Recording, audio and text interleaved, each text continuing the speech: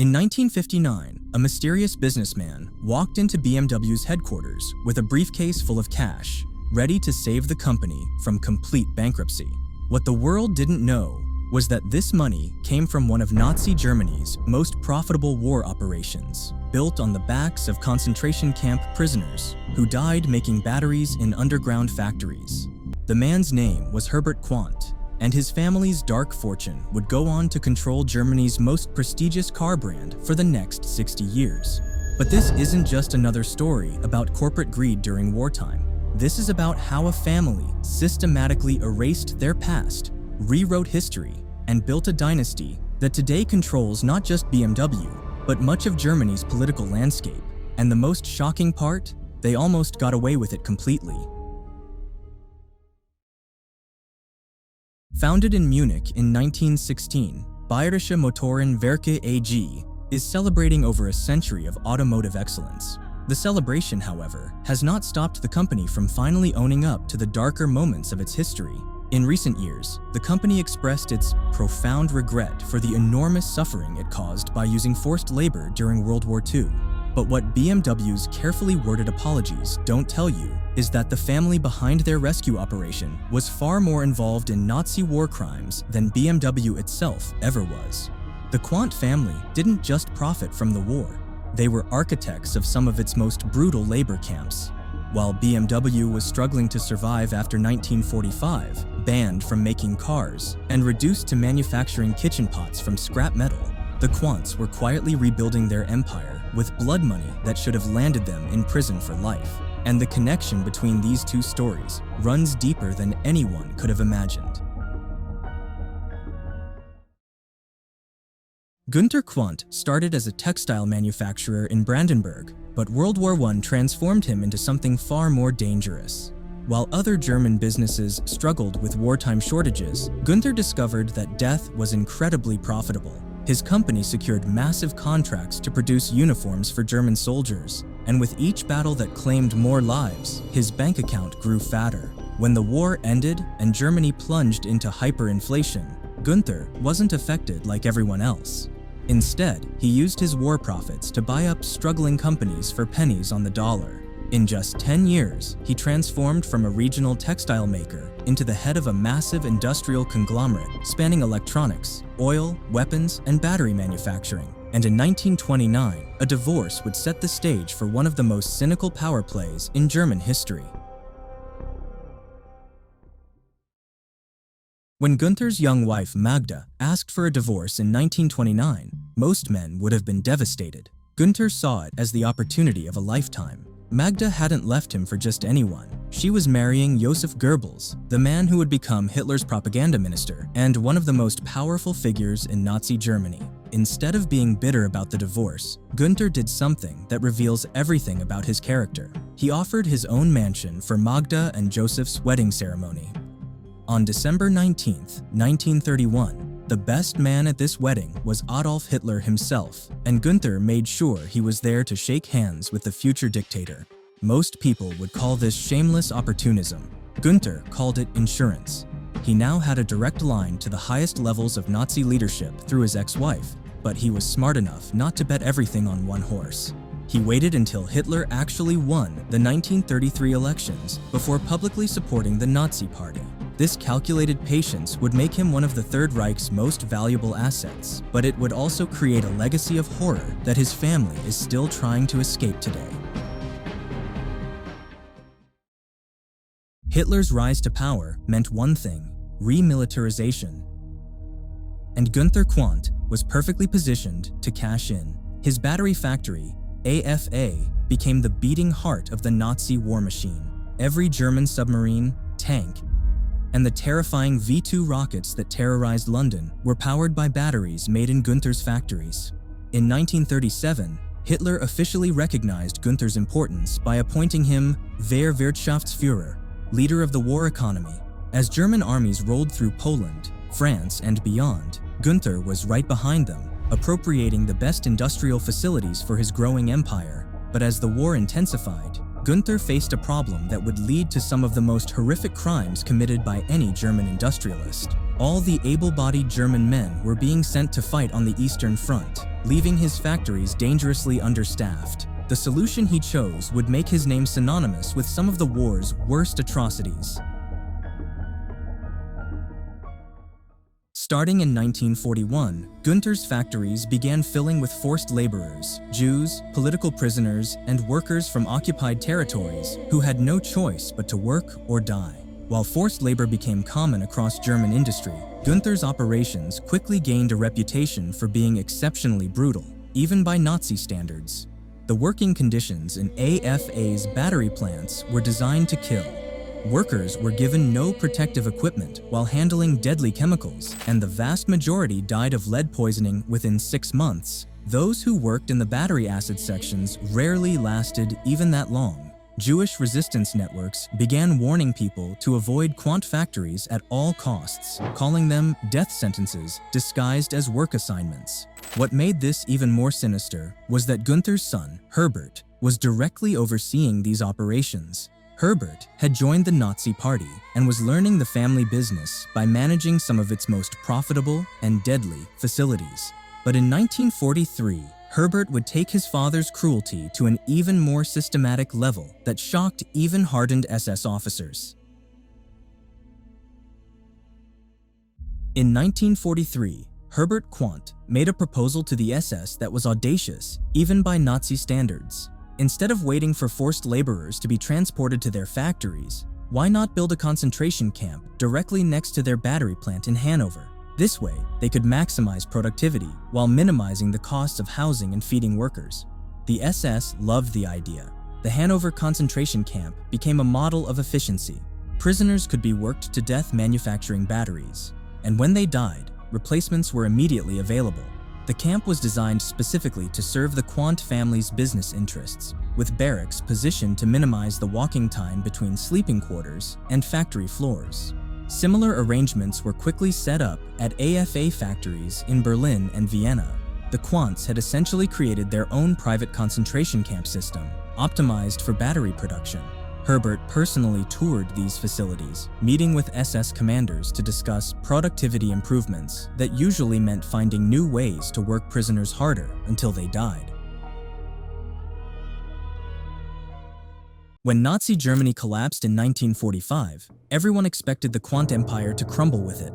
Günther had been one of Hitler's most important industrial allies, and Herbert had personally managed concentration camps. By any reasonable standard, they should have been executed at Nuremberg alongside other war criminals. Instead, something remarkable happened.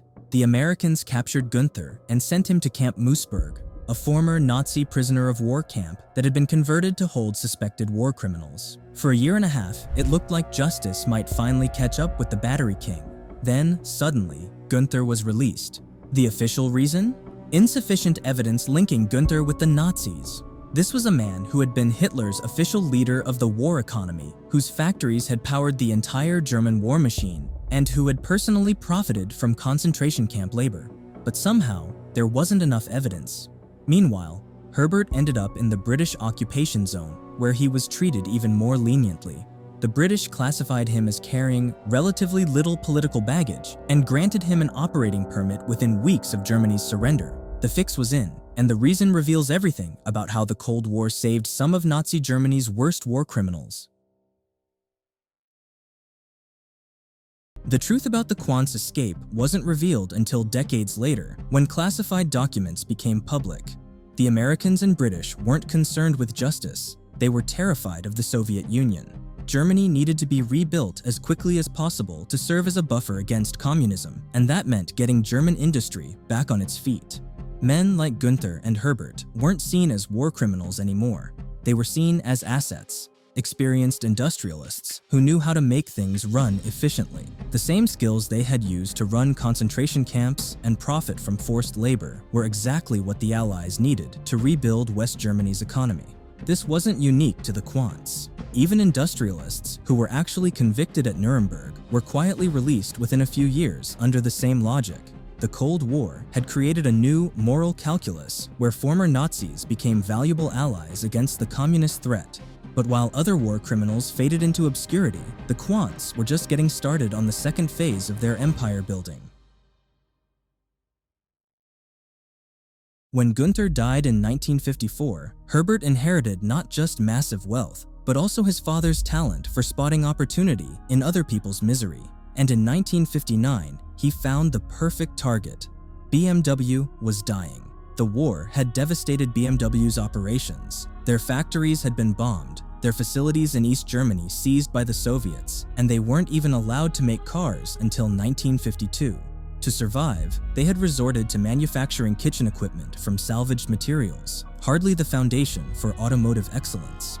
By 1959, BMW was on the verge of bankruptcy and desperately looking for anyone willing to buy them out. Herbert Quandt stepped in with the perfect solution, an injection of capital that would save the company and transform it into the luxury brand we know today. The BMW 1500, launched with Quandt money, became the foundation of modern BMW. It was the first of their new class designs that re-established the brand and pushed the company to record profitability.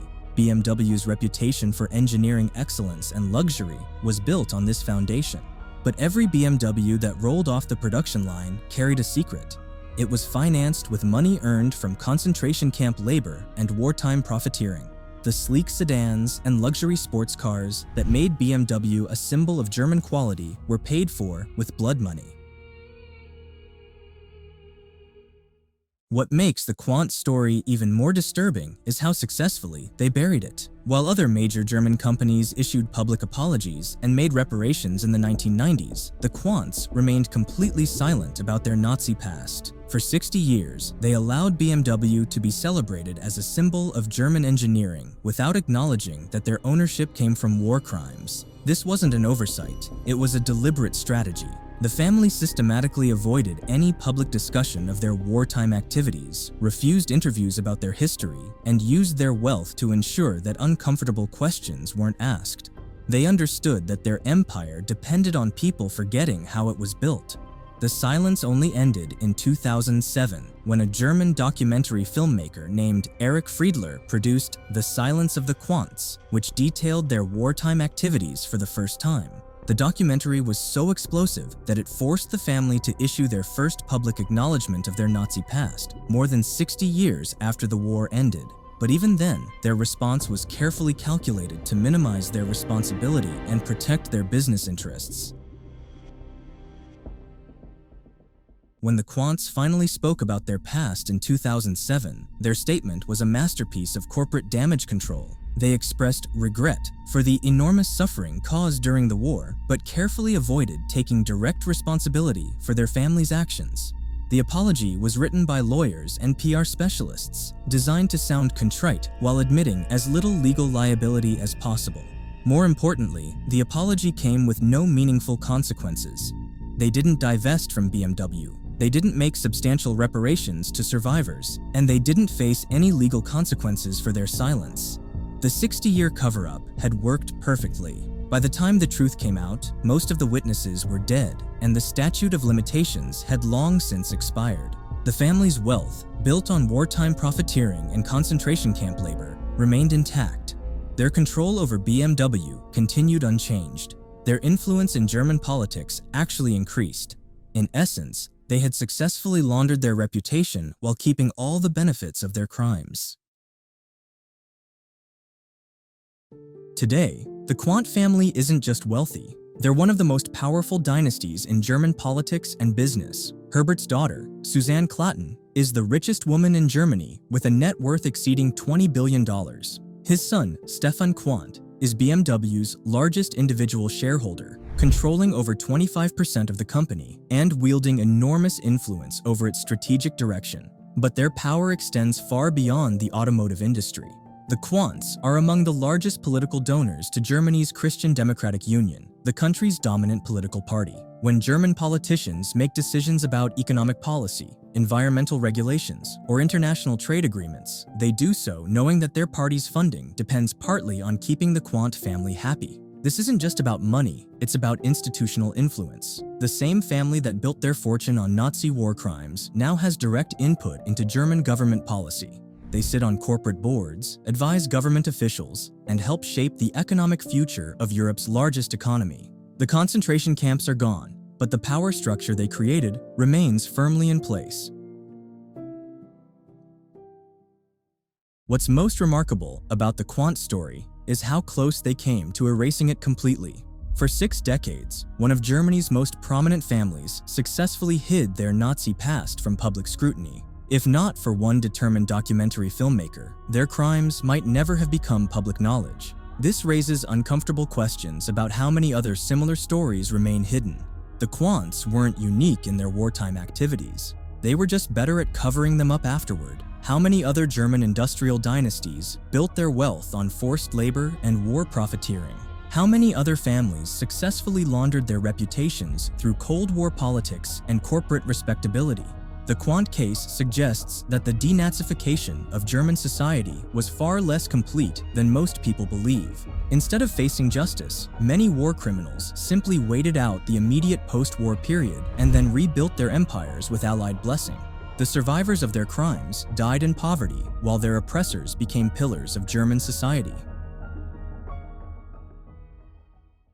Every time you see a BMW on the road today, you're looking at the physical manifestation of this historical cover-up. The company's reputation for luxury and engineering excellence was built on a foundation of human suffering that its owners tried to erase from memory. BMW's marketing emphasizes the ultimate driving machine and celebrates German engineering precision. But this precision was first applied to maximizing the productivity of concentration camp prisoners who were worked to death making batteries. The same attention to efficiency that makes BMW cars admired worldwide was once used to calculate how long prisoners could survive in chemical-filled factories. This isn't meant to demonize everyone who drives a BMW. Most customers have no idea about this history, but it does reveal how corporate success stories can hide much darker truths, and how skilled public relations can transform war profiteers into respected business leaders.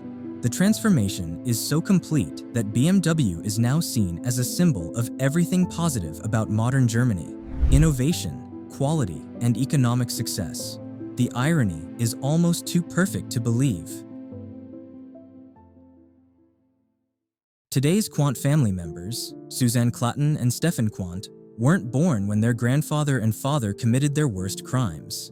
They can reasonably argue that they shouldn't be held personally responsible for actions they had no part in planning or executing. But this argument ignores the fundamental fact that they have spent their entire lives benefiting from those crimes. Their wealth, their social position, their political influence, and their control over BMW all stem directly from wartime profiteering and forced labor. Instead of acknowledging their family's past and making meaningful reparations, they actively worked to keep the truth hidden. Their 2007 apology only came after they were publicly exposed, not out of any genuine remorse or desire for justice. In essence, they turned their grandfather's war crimes into a successful business strategy that lasted for over 60 years. The original crimes may have been committed by previous generations, but the cover-up was a family project that continued well into the 21st century. Perhaps the most disturbing aspect of the Quandt story is how their political influence has grown since their Nazi past was exposed. Instead of retreating from public life after the 2007 revelations, they've become even more active in German politics. Their donations to the Christian Democratic Union have increased significantly over the past decade, giving them greater influence over policy decisions that affect millions of people. When German politicians debate environmental regulations that might impact BMW, or trade policies that affect the automotive industry, they do so knowing that their party's largest donors have a direct financial interest in the outcome. This creates a situation where war profiteers' descendants have more political influence today than their grandfather had during the Nazi era. Günther Quandt needed Hitler's approval to expand his empire, but today's Quandts can influence government policy directly through campaign contributions and lobbying. The same money that was earned from concentration camp labor is now being used to shape democratic politics in modern Germany. It's a form of historical contamination that reveals how difficult it is to truly escape the consequences of past crimes. BMW operates a museum in Munich that celebrates the company's history and technological achievements. Visitors can see displays about innovative engine designs, racing victories, and corporate milestones. The museum proudly showcases BMW's role in German industrial history and its contribution to automotive advancement. What visitors won't find is any substantial discussion of the Quandt family's Nazi past or how BMW was saved by war profiteering money. The museum briefly acknowledges that BMW used forced labor during World War II, but provides no context about who owned the company afterward or where the money for its post-war recovery came from. This selective storytelling is typical of how the Quandts have managed their public image. They're willing to acknowledge uncomfortable historical facts when they have to, but they consistently minimize their family's role and avoid discussing the ongoing benefits they've received from wartime crimes. The museum serves as a perfect metaphor for how corporate history can be sanitized and repackaged for public consumption, turning a story of war profiteering into a celebration of engineering excellence. What makes the Quandt story particularly frustrating is that justice was clearly possible, but deliberately avoided. The evidence of their crimes was overwhelming from the very beginning. There was never any real question about what Gunther and Herbert had done during the war. The decision to let them escape prosecution was purely political, based on Cold War calculations rather than legal principles. American and British officials knew exactly who they were dealing with, but chose to prioritize rebuilding Germany over pursuing justice for concentration camp victims. This wasn't a case of evidence being lost or witnesses being unavailable. It was a deliberate decision to give war criminals a second chance at building respectable lives as long as they could help fight communism. The victims of Quandt factories died in agony from lead poisoning and chemical exposure, but their killers became pillars of German society. The contrast couldn't be more stark or more morally outrageous. Today, the Quandts are a dynasty to be reckoned with. They remain among the largest political donors to the Christian Democrats, Germany's dominant political party. Their wealth continues to grow, their influence continues to expand, and their control over BMW remains absolute. Susanne Klatten and Stefan Quandt can hardly be held directly responsible for their grandfather's crimes, but they've spent their entire lives benefiting from those crimes while working to keep them hidden from public view. The money that flows through their bank accounts was earned through some of the most systematic and brutal exploitation in human history. And perhaps, most remarkably, they've gotten away with it almost completely. Their 2007 apology satisfied the media. Their political donations ensure government protection, and their corporate success story drowns out uncomfortable questions about historical responsibility. It's still pretty interesting to see the direct link between Nazi Germany's war machine and the German elite of today. The same family that helped power Hitler's military campaigns now shapes the policies of democratic Germany. The money earned from concentration camp labor now funds political parties and influences elections. The Quandts survived the fall of Nazi Germany, the Cold War, German reunification, and the digital age. They transformed themselves from war criminals into respected business leaders and from pariahs into political kingmakers. In the end, they didn't just inherit a fortune, they inherited the power to rewrite their own past, and for the most part, they succeeded.